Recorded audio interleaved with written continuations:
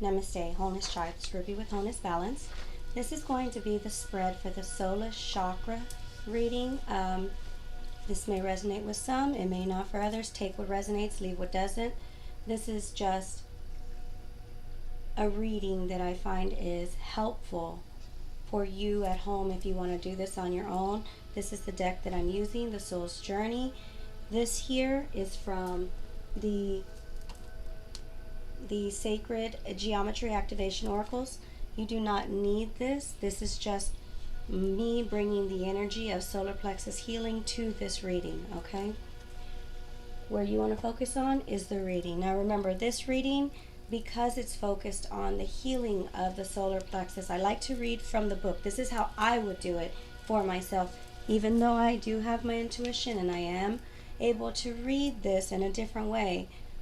I want to show you how even using the book, because that's how I would use it, is still going to deliver what it is you need to know, how you can heal for yourself. And so yeah, sorry, excuse me, just moving this around so I can get it really clear for you guys.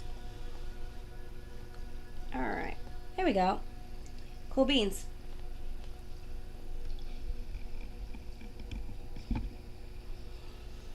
Okay, so in the oneness, what I bring is the energy of healing, because everything is energy.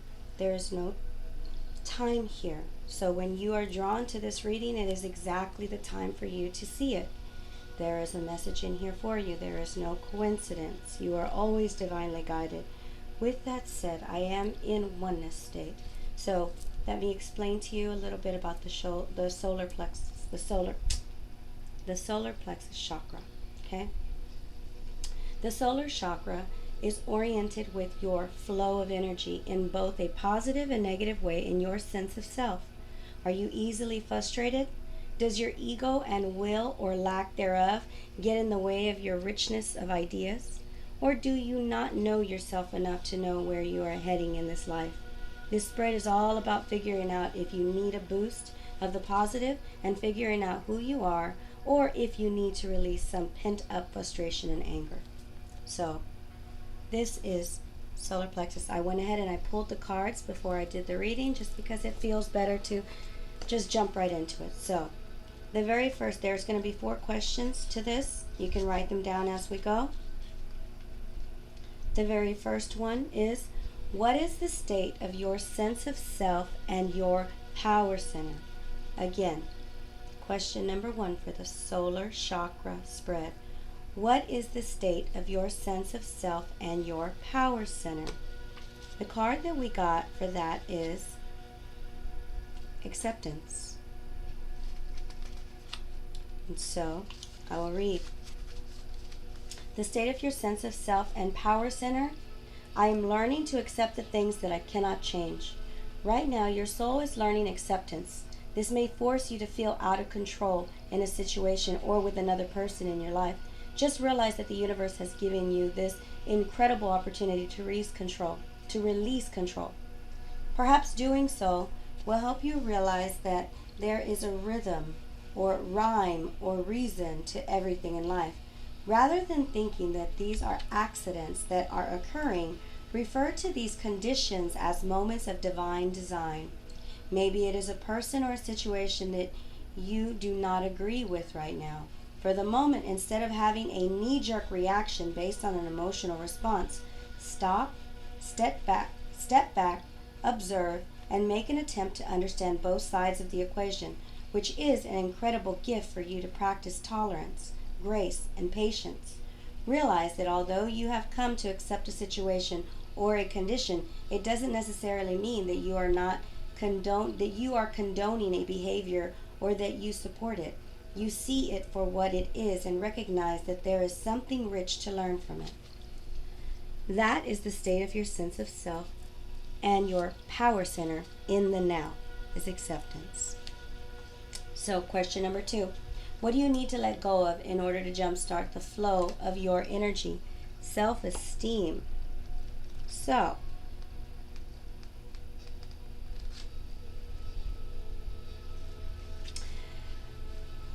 What you need to let go of in order to jumpstart the flow of your energy? Self-esteem. I possess gifts of the soul that benefit me and others. It is easy to perceive others as being better than you. This is a trap of the ego. There is no one greater or lesser than you. There are only those who have learned how to reveal their gifts to a greater or lesser degree.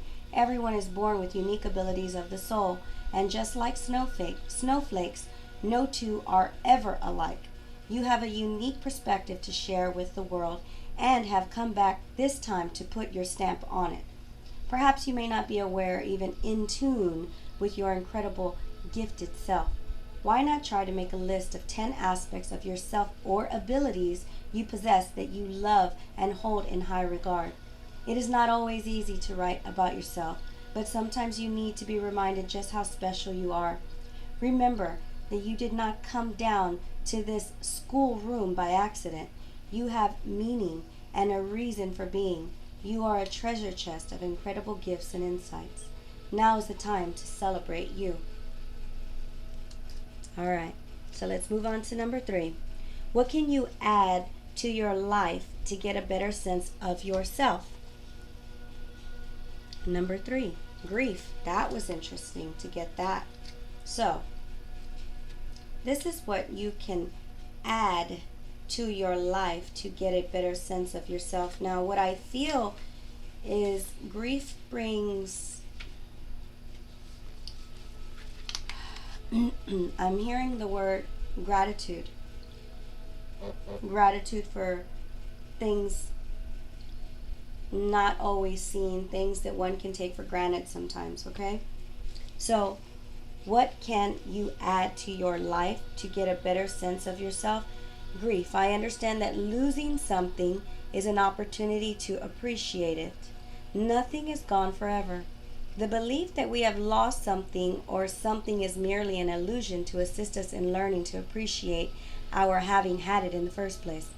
The emotion of grief and the sense of loss are absolutely real, but that is the point. The lesson of loss is not about the actual physical separation, because the parting is temporary and illusory. The point of the lesson is to acknowledge that the bonds of love never end and that we have not been abandoned. When you accept in your heart that you will be reunited with everything you have ever loved, it will give you the ability to move beyond your grief and derive something beneficial from the experience.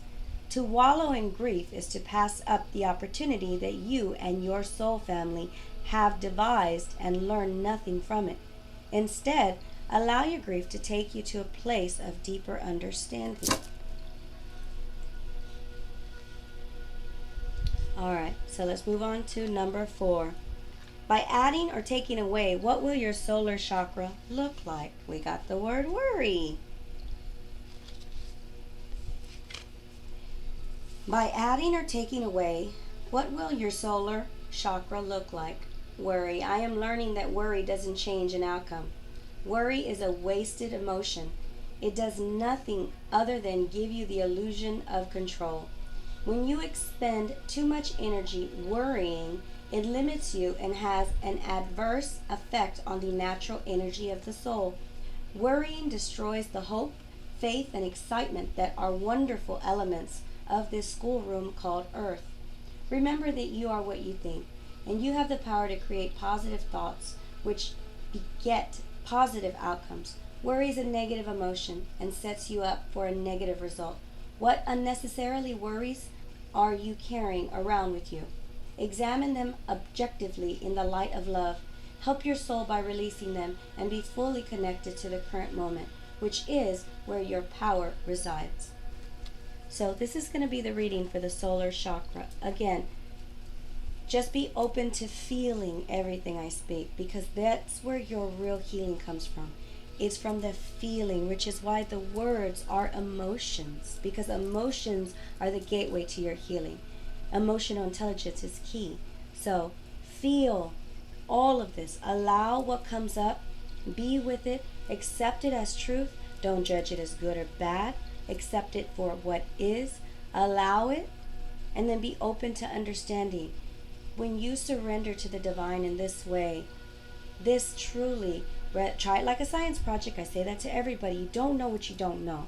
So try it like a science project. I promise you, there is healing in remembering, allowing, accepting, letting it flow, which brings in the understanding. And that's where true forgiveness and healing starts. And it does it in a very natural flow state. But in order to truly experience it, you must feel everything. I hope this helps someone out there. And again, remember, everything is energy. And when you come to this reading, it is because it is time. You are divinely guided. There is no such thing in the quantum field as time, which is why you are always exactly on time in this realm. I send you all love, light, wholeness. Namaste.